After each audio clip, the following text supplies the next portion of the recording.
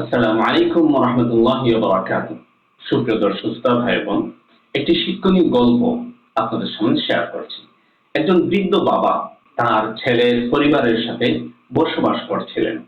একদিন বাড়ির উঠানে পরিবারের অন্যান্য সদস্যের সাথে বাবাও বসা ছিলেন। হঠাৎ একটি কাক উপর দিয়ে উড়ে যাচ্ছিল। বাবা ছেলেকে ওই কাক দেখিয়ে বলছিলেন, ওটা কি? তখন ছেলে উত্তর দিয়েছিল, ওটা কাক বাবা। বাবা আবার প্রশ্ন করলেন, ওটা কি?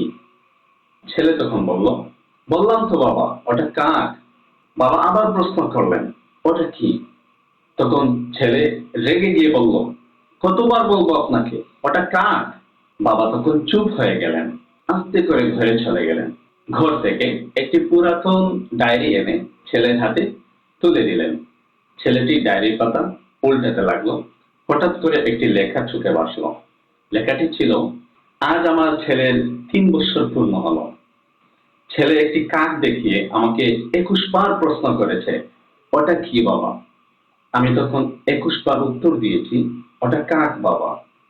আমি একবারও রাগ করিনি, বরং তার কৌতূহলী মনোভাব দেখে আমার খুশি লেগেছে। এই লেখাটি পড়ে ছেলে ডায়েরিকে বন্ধ করে দিল এবং একা একা কাঁদতে লাগলো এবং ভাবতে লাগলো, বাবা মাত্র 3 বার প্রশ্ন করেছিলেন, ওটা কি?